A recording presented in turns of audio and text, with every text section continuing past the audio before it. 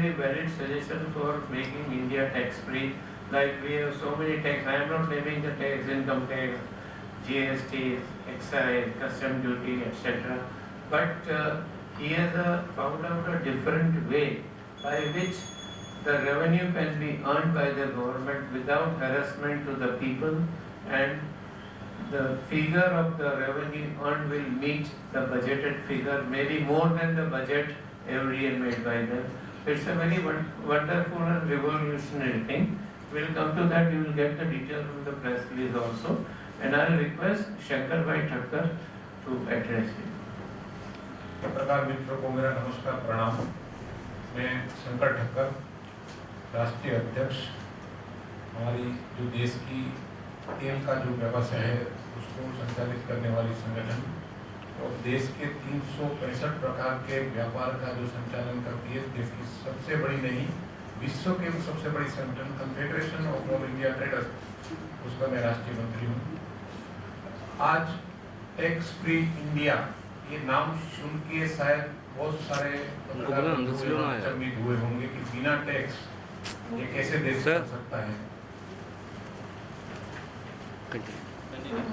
राजस्व यदि देश में कोई भी देश चलाने के लिए आवश्यक वस्तु है, लेकिन राजस्व किस प्रकार से मिलना चाहिए ये बहुत ही आवश्यक विषय है। और पिछले 75 साल आज़ादी के चले गए देश की जो राजस्व यानी कि टैक्स की जो कलेक्शन की अलग अलग जो पद्धतियां हैं, सरकार की विभिन्न प्रकार के टैक्स सरकार ने लगाए हुए हैं और ये धीरे धीरे आगे बढ़कर टैक्स टेररिज्म तक चला गया है, क्योंकि जो टैक्स कलेक्ट करने वाले व्यापारी हैं खुद टैक्स कलेक्ट करके फिर सरकार को उसकी कंप्लायंस के साथ टैक्स भरते हैं, तो उसको टैक्स कलेक्टर का दर्जा दिया जाना चाहिए, वो नहीं दिया जाता है, बजाय उसको प्रताड़ित किया जाता है। तो हमारे साथी और परम मित्र सुबोध जी ने ये विषय बहुत ही मनोमंथन करने के बाद कि मेरे व्यापारी, मेरे देश की जनता, मेरे पत्रकार बंधु ये टैक्स की जंजाल से कैसे मुक्त हो, और इस पर उन्होंने अपना दिल दिमाग सब कुछ लगाकर एक बहुत ही बढ़िया फिल्म बनाई है, जिसको टैक्स फ्री नाम दिया गया है। और ये फिल्म आपको बता रही है कि देश में हम एक सिंगल टैक्स लेकर और बाकी सारे टैक्स छोड़ दें तो भी हमारा राजस्व, हमारा रेवेन्यू उससे अधिक मिल सकता है। और आप अभी सामान्य कोई जनता या नागरिक ऐसा समझता है कि मैं टैक्स नहीं चुका रहा हूँ क्योंकि मुझे तो कोई इनकम टैक्स भरना नहीं आता है, मेरी कमाई उसके नीचे है। लेकिन आप जीएसटी के माध्यम से आप यदि 10 रुपए का 5 रुपए का बिस्किट भी लेने जाओ तो उसमें भी जीएसटी आपसे कलेक्ट होता रहता है। आप पत्रकार बंधुओं को भी टैक्स भरना पड़ता है। तो ये सारे लोग टैक्स से मुक्त हो जाए, उसमें चाहे सरकार में काम करने वाले लोग हो या और प्राइवेट नौकरियां करने वाले हो, सिर्फ एक टैक्स लगाकर देश को हम अधिक राजस्व दें, ऐसी हमारी ये संकल्पना है। और इस विषय में हम आगे बढ़ रहे हैं। हमारी फिल्म बहुत अच्छी बनी है, आप लोग इसको ज़्यादा से ज़्यादा लोगों तक लेके जाने का हमारा आपको रिक्वेस्ट है कि लेके जाए, ताकि देश भर में जनता में फिल्म देखी जाए। और जब देश भर में जनता देखेगी और सरकार इस पर गंभीरता से विचार करेगी तो मुझे लगता है कि फिल्म सार्थक बनी और उसके माध्यम से टैक्स टेररिज्म खत्म होगा और हमारी देश की जनता सुखमय होगी। Thank you. सबसे पहले पत्रकारों को मैं थैंक यू बताऊँ कमिंग हियर। और ये पिक्चर मैंने इसीलिए बनाई है, मैं लास्ट 40 साल से एक शॉप पे रिटेल का काम कर रहा हूँ और 40 साल में 12 घंटे काम करने के बाद हम टैक्स का फॉर्मेलिटी कंप्लीट करते करते हम लोग थक गए सब लोग। और इतना होने के बाद हम ना कुछ फैमिली को टाइम दे सकते हैं, ना हमारा कुछ सेविंग होता है। जो सर्च रेट इसमें जो करदाता है उसको किस प्रकार से प्रताड़ित होना पड़ता है, वो आप भी जैसे अभी एक फिल्म आई है रेड 1, रेड 2, इसमें भी बहुत सारे विषय दिखाए गए कि इस माध्यम से क्या हो रहा है देश में। तो इससे भी जो व्यापारी या करदाता मुक्त हो, ऐसी हमारी भावना है। धन्यवाद। होता है उसके लिए बहुत सारे प्रावधान किए जाते हैं, जिसमें उसे पेंशन मिलता है, मेडिकल फैसिलिटी मिलती है, लेकिन हमारे देश में करदाताओं के लिए इस प्रकार की कोई भी प्रावधान किया गया नहीं है। तो जो करदाता है उसका महत्व सरकार को जानना चाहिए। इसके अलावा आजकल सरकारें अपने हिसाब से अलग अलग स्कीमें ला रही हैं, जिससे कलेक्ट किया जाता है उसका रोल कुछ भी नहीं है। सरकार जहां चाहती है उस टैक्स का इस्तेमाल कर रही है, लेकिन जो महत्वपूर्ण घटक है जिसके माध्यम से टैक्स कलेक्ट हो रहा है उसका भी कहीं ना कहीं उसमें एज ए हितधारक स्टेक होल्डर उसकी बातें रखी जानी चाहिए और उसको विश्वास में लेके जो कलेक्शन हुआ है सरकार का उसे यूज होना चाहिए, लेकिन ये अभी नहीं हो रहा है। तो ये भी एक गंभीर विषय है। इसमें जो अलग अलग टैक्स है उसके माध्यम से 40 लाख करोड़ का हम अभी रेवेन्यू प्राप्त कर रहे हैं, हमारा राजस्व हो रहा है। और यदि हम जो प्रपोजल सरकार को देने जा रहे हैं इस फिल्म के माध्यम से और आंकड़ों के माध्यम से, जिसमें हम सरकार को बता रहे हैं कि आप एक सिर्फ सिंगल प्रॉपर्टी टैक्स यानी मालमत्ता कर, ये यदि आप कलेक्ट करते हो ठीक ढंग से तो आपका रेवेन्यू अप्रोक्सीमेट 57 लाख करोड़ के अधिक हो सकता है। इसमें हमने कई प्रकार की चीजों को तो इसमें जोड़ा ही नहीं है, जैसे धार्मिक जो संस्थाएं जिनकी जमीनें हैं या अलग अलग धार्मिक जिसमें मंदिर हो, चाहे अलग अलग मस्जिद हो, गुरुद्वारा हो, इन सब की जमीनों को हमने इसमें नहीं जोड़ा है। इसको छोड़कर भी सरकार का राजस्व बढ़ सकता है, रेवेन्यू बढ़ सकता है। ये हमारे पास पूरे एविडेंस के साथ सरकार ने जो हमें सरकार से हमने जो आंकड़े प्राप्त किए उसके आधार पर हमने ये आंकड़े तय किए हैं। वो हम आपको एविडेंस के साथ सारे हमारे पेपर यहाँ पढ़े हैं, उसमें से भी आपको पता चल जाएगा। देश में राजस्व के बाद कई प्रकार की वर्ल्ड बैंक से लोनें उठा रहे हैं, तो हम देश जो चला रहे हैं वो 75 साल बाद भी घाटे में चला रहे हैं। हमारा देश कोई प्रॉफिट में नहीं चल रहा है। तो इतने प्रकार के टैक्स लगाने के बावजूद यदि हम घाटे में हैं तो क्यों घाटे में रहें? और वो घाटा प्लस में करने के लिए हम ये फिल्म बना के इसके माध्यम से सरकार का राजस्व बढ़ाने जा रहे हैं। धन्यवाद। नमस्कार और थैंक यू, आप सब यहाँ पर आए समय देके। मैं कुछ कहना चाहती हूँ क्योंकि मैं ट्रेडर नहीं हूँ पर मैं सोशल एंटरप्रेन्योर ज़रूर हूँ और इसलिए मैं चाहती थी कि मैं शेयर करूँ। मेरा नाम दीपा रूपरल है, मैं डायरेक्टर हूँ United NGO chambers for social development. ये सेक्शन 8 कंपनी है, नॉट फॉर प्रॉफिट कंपनी है। मेरा इस मुद्दे से जुड़ने का कारण यही था कि ये बताओ कि टैक्स एक एक्सटॉर्शन नहीं है, डाकू के लिए नहीं होना चाहिए। अगर मैं रॉन्ग वर्ड यूज़ नहीं कर रही हूँ, टैक्स एक फैसिलिटी होना चाहिए जो हम देश के विकास के लिए करते हैं।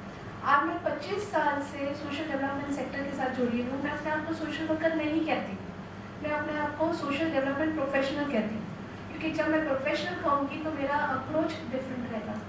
अब मैं ये आपसे एक शेयर करना चाहती हूँ कि इतने सालों से जो मैं काम कर रही हूँ, मैं एक चीज़ पे काम कर रही हूँ। कुछ समय पहले रमेश जी भी मुझे पूछ रहे थे कि आपका एनजीओ क्या काम करता है, तो मैं वो काम करती हूँ कि if I say in English, if I want to alleviate poverty it has to be through trade. यानी अगर मुझे पॉवर्टी या गरीबी को हटाना है तो भाषण से या स्लम में काम करने से नहीं होगा, मुझे ट्रेड बढ़ाना है।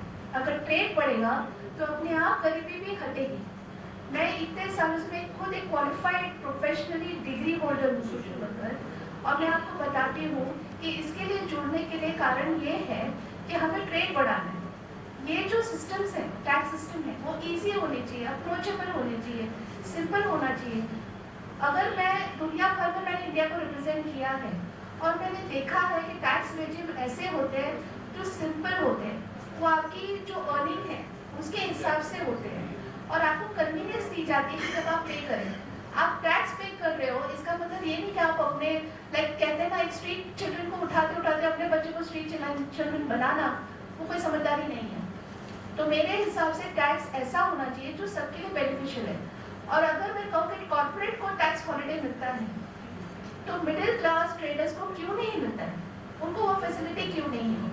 तो मेरा उस मुद्दे पे है सपोर्ट कि हर एक बहुत बड़ी सप्लाई चेन है। एक हाथ गाड़ी पे आप प्रॉफिट मार्केट में देखेंगे, भुवनेश्वर में देखेंगे, चलाने वाला भी इस सप्लाई चेन का हिस्सा है। क्या उसको कोई फैसिलिटी मिलती है, हेल्थ फैसिलिटी मिलती है? तो क्या ये ट्रेडर्स अपने हिसाब से, हमारा देश वो है जो लड्डू पे छुपा के कॉइन देता है, वो हमारा कल्चर है। आज भी अगर आप देखेंगे तो ये सारे व्यापारी कहीं ना कहीं पे उनके साथ जुड़े हुए जो लोग हैं उनकी मदद करते हैं। तो क्या गवर्नमेंट की रिस्पॉन्सिबिलिटी नहीं है कि इन सप्लाई चेन को रिकग्नाइज करो, उनको पहचान दो, उनके लिए खड़े रहो? ये एक तो पहला टैक्स फ्री इंडिया पिक्चर देखना ही चाहिए और गवर्नमेंट को one nation one life one tax और वन लाइसेंस, क्यों उससे पेपरलेस, एक बार माननीय प्रधानमंत्री नरेंद्र मोदी जी पेपरलेस के लिए बोलते हैं और अभी देखते हैं तो पेपर का काम और बढ़ते जा रहा है। तो मेरी रिक्वेस्ट है कि आप पेपरलेस के लिए वन टैक्स वन नेशन, उसके लिए मैं पत्रकारों को रिक्वेस्ट करता हूँ कि आप जब भी लिखो तो ये खास लिखना कि दुकानदारों को जब पेपरलेस का काम हो जाएगा, सर के ऊपर टेंशन नहीं रहेगा तो धंधा भी अच्छा कर सकेगा, पब्लिक को भी अच्छा रहेगा, पब्लिक को भी बेनिफिट रहेगा। Thank you. ये सब टैक्स दूर करके सिर्फ कॉमर्शियल प्रॉपर्टी, जो commercial property approximate 10,000 crore square feet है कमर्शियल एरिया, तो उसके में टैक्स डालो और इंडिविजुअली सिर्फ आप 700 रुपया पर स्क्वायर फीट टैक्स डालेंगे तो हम लोग के पास 70 लाख करोड़ का जनरेशन होगा। गवर्नमेंट का बजटेड फिगर 57 लाख करोड़, उसके सामने ये प्रोसेस से 70 लाख करोड़ का जनरेशन होगा। तो that means we are not running in deficit, the government will be running having a surplus money for the various projects. People will have peace of mind not to worry about the taxation. Another example उन्होंने suggest किया, sportsman होते हैं तो उनका sportsman का तो career कितना होता है, 5 साल 7 साल 10 साल का होता है, उसमें जो कमाते हैं उसमें से उनको पूरा लाइफ रन करना पड़ता है और टैक्स तो उनको छोड़ता नहीं है। उनको भी पीस ऑफ माइंड मिलेगी, सबको पीस ऑफ माइंड मिलेगी और गवर्नमेंट को single point taxation as a rent on commercial property collect करना होगा। सो इस तरह से everybody is in a win win situation. सबसे ज़्यादा महत्वपूर्ण जो घटक है वो एसएमई एमएसएमई यानी कि रिटेल व्यापार है और उसको ही सरकार निगलेक्ट कर रही है। मेरे मित्र अभी रमणीक भाई ने आपको जो विषय रखा उसमें उन्होंने ऐड नहीं किया, आज क्विक कॉमर्स भी आ चुका है। जो ऑनलाइन व्यापार चल रहा था उसमें एक नया माध्यम आया है कि क्विक कॉमर्स, जो क्विकली हमारे देश के पूरे व्यापार को खत्म कर रहा है। बड़ी बड़ी जायंट कंपनियां विदेश की हमारे देश में आकर वो अपना व्यापार घाटे में कर रही है। घाटे में क्यों कर रही है? उनको पता है कि देश के व्यापारी को पहले खत्म करना है और इसके बाद ईस्ट इंडिया कंपनी की तरह इस देश को उनको आर्थिक तौर पर कब्जा करना है, जैसे ईस्ट इंडिया कंपनी ने किया था। यही चाल आगे बढ़ रही है। इसलिए मेरे पत्रकार मित्रों में आपको ये अवगत कराना चाहता हूँ कि आने वाले दिनों में देश यदि गुलाम हो जाएगा आर्थिक तौर पर तो ये भी संभावना बन सकती है। इसके लिए इस विषय को भी आप गंभीरता से उठाना। धन्यवाद। है और गाने भी है, एक मूवी की तरह प्रॉपर मूवी है, it's a full length entertainment movie है। सिर्फ इसका विशेष हटके है कि देश को टैक्स टेररिज्म, टैक्स के आतंक से जो हमारी जनता और व्यापारी से लेके सारे आप पत्रकार मित्र भी टैक्स भरते, सबको टैक्स न भरना पड़े और टैक्स के तकलीफों से दूर होकर सिर्फ एक ही टैक्स लेकर सरकार का राजस्व बढ़ाया जाए, ये इस मूवी के माध्यम से बताया गया। कोई भी डिपार्टमेंट के साथ हमने बात नहीं करी है। हमारा प्रपोजल जो है वो फिल्म के माध्यम से उनको पेश कर रहे हैं। फिल्म जो फिल्म इसमें सैंक्शन देना चाहिए था वो सैंक्शन नहीं मिला, या सैंक्शन मिला होगा तो हम इसको थिएटर तक लेके जा सकते हैं तो ज़्यादा लोग इसको देखते थे। और शायद हमारी जो हमें कंफर्म पता नहीं है, लेकिन सरकार की तरफ से ये राजस्व का जो हमने प्रपोजल भेजा है वो सरकार के जो कुछ बाबू लोगों को या शायद पसंद नहीं आया हो, इसके लिए उन्होंने इस मूवी को अलाउ नहीं करने दिए। इंडिया सब्जेक्ट एक दूसरा सब्जेक्ट और सबसे अलग है, तो फिर आपने इसको क्यों नहीं कोई प्रोडक्शन हाउस या बैनर से कनेक्ट करके उनके थ्रू इस पिक्चर को बनाने की कोशिश करी? क्यों ये आपने इसको खुद प्रोड्यूस और डायरेक्ट किया? आप इसमें बड़े प्रोडक्शन हाउस का हेल्प ले सकते थे, एक बड़े लार्ज स्केल पे आप इसको ला सकते थे। हमने बड़े प्रोडक्शन हाउस के साथ भी बातें करी, लेकिन ये विषय हटके है। आजकल सब लोग पैसा कमाने के लिए बड़े जो प्रोडक्शन हाउस है वो बैठे हैं, उनको उस मूवी से रेवेन्यू क्या मिलेगा वो उनकी पहली सोच होती है। हमारी वो सोच नहीं है। हमने जो ये फिल्म बनाई है ये इसमें कमर्शियल एंगल नहीं है। हमारा तो सिर्फ ये संदेश है लोगों को और सरकार को कि हम हमारा देश को टैक्स बढ़ाए और जो टैक्स के माध्यम से जो टेररिज्म हो रहा है उसको खत्म करें। ये हमारा विषय है। बड़े प्रोडक्शन हाउसों से चर्चा की गई थी, लेकिन किसी ने भी इसमें अपना इंटरेस्ट नहीं दिखाया। उन्हें लगा कि इसमें कमर्शियल एंगल कम है, हमारा शायद जो लागत लगेगी वो हमें वापस कितनी मिलेगी नहीं मिलेगी ये सारी चीजें उनके मनों में होगी, इसके लिए तो वो नहीं जुड़े। जो आप रजू कर रहे हो उसी को तो हमने फिल्माया इसके अंदर। आप लोगों का मैंने पहले ही बोला कि पत्रकार बंधु भी टैक्स भरते हैं। आप कोई इनडायरेक्ट भरता है, कोई डायरेक्ट भरता है, कोई कुछ भी खरीदी करने जाते हैं उसके ऊपर 18% जीएसटी है, 12% जीए, 5% जीएसटी है, तो आप इनडायरेक्टली तो पे कर ही रहे हो। तो हमारा कहना है कि ये सारे टैक्स सरकार ने जब जीएसटी लाया तब सरकार का प्रपोजल ये था कि वन नेशन वन टैक्स। ये टैक्स आने के बाद अन्य किसी प्रकार के टैक्स हमारे देश में नहीं रहेंगे, लेकिन आज भी अलग अलग प्रकार से प्रोफेशन टैक्स के लेके एपीएमसी से लेके कई प्रकार के सेल्स टैक्स सरकार वसूल कर रही है। तो हमारा कहना ये है नटसेल कि ये टैक्स आप एक प्रपोजल जो है हमारा उसको आप अगर स्वीकार करते हैं तो देश खुशहाल हो जाएगा, लोगों से अलग अलग प्रकार से टैक्स कलेक्ट नहीं करने पड़ेंगे।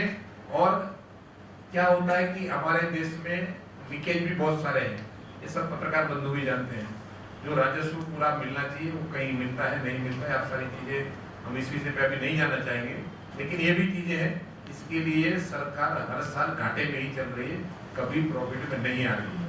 और फिर हमें लोनें उठानी पड़ती है वर्ल्ड बैंक से, इधर उधर से, और सरकारें चलानी पड़ रही है। तो ये सारी चीजें खत्म हो और खुशहाल देश हो, जो सोने की चिड़िया है हमारा देश वो वापस विश्व गुरु बन के उभरे, ये हमारी इस फिल्म बताना चाहती है। You know one thing, इसी विषय पर तो ये फिल्म बता रही है ना, तो इसको आप प्रमोट करिए, आप लोगों में इस फिल्म को लेके जाइए। आपके माध्यम से मीडिया ही एक चौथा स्तंभ है। आज लोकशाही का जो चौथा स्तंभ मानने वाली चीज है वो मीडिया है। यदि मीडिया देश भर की इस फिल्म को आगे लेके जाती है पब्लिक तक, तो पब्लिक अपने आप कहेगी कि सरकार को ये प्रपोजल आप स्वीकार करो। और देश में ये जो लोग प्रताड़ित हो रहे हैं, आम जनता से लेके पत्रकार से लेके व्यापारी से, सारे लोग कोई खुश नहीं है। तो लोगों में खुशहाली आएगी तो देश का डेवलपमेंट बढ़ेगा, और खुशहाली होगी तो अच्छा लोग सोचने लगेंगे। इसके लिए फिल्म उसके ऊपर कुछ बदलाव। देखिए, सरकार मानेगी नहीं मानेगी ये सरकार का विषय होता है। हमने सरकार को इस फिल्म से संदेश दिया है कि इस तरह का आप लेके आते हैं।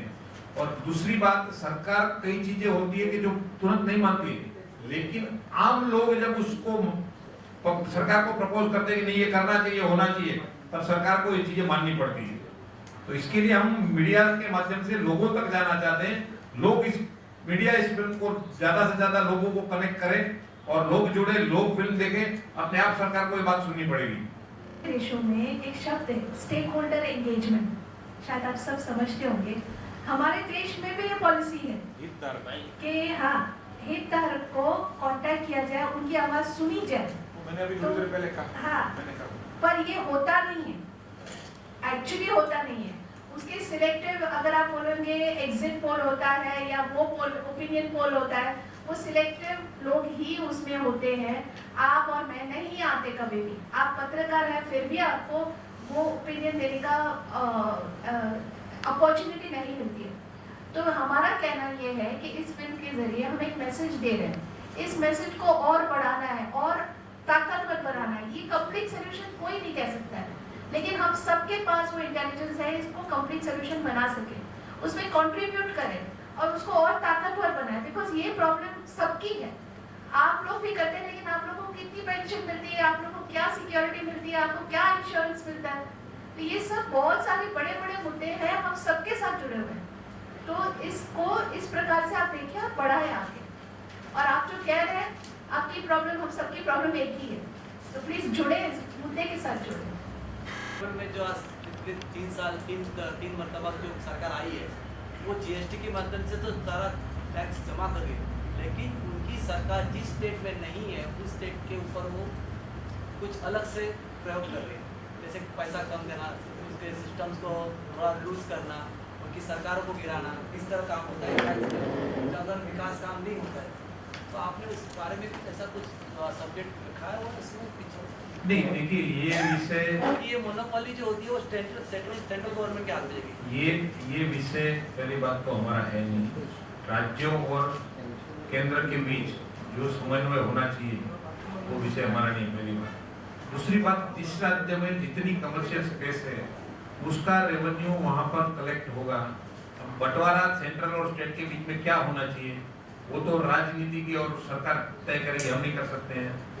तो उसके हिसाब से अगर रेवेन्यू उस स्टेट को जाता है तो उसमें से उसको रेवेन्यू को कैसे यूज करना वो राज्य का सवाल बनेगा। लेकिन आपके जांच के अनुसार क्या होता है कि मोनोपोली हो जाती है सेंटर के पास। अब सेंटर में अगर सही सरकार, मैं वही बता रहा हूँ, स्टेट और सरकार सेंट्रल के बीच हम नहीं है ना, उसको हम कुछ नहीं कर सकते, तो हमारा विषय नहीं है।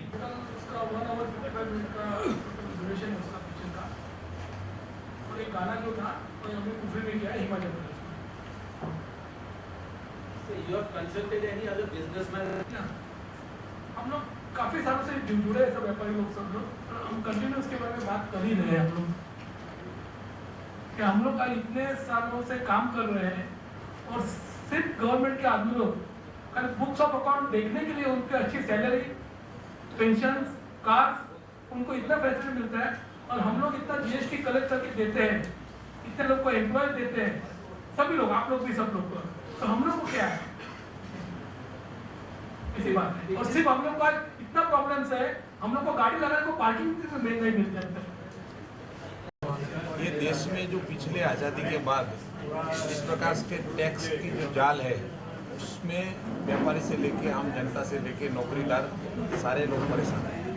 सरकार अलग अलग माध्यम से टैक्स लगा रही है, लेकिन इस मूवी के माध्यम से हम सरकार को बताना चाहते हैं कि एक टैक्स लगाकर भी सारे टैक्स हटाकर देश का राजस्व रेवेन्यू जो अभी मिल रहा है उससे ज़्यादा मिले, और हमें कई अन्य देशों से किसी प्रकार की लोन लेनी न पड़े, और देश की आम जनता से लेकर सारे वर्ग खुशहाली से जी सके।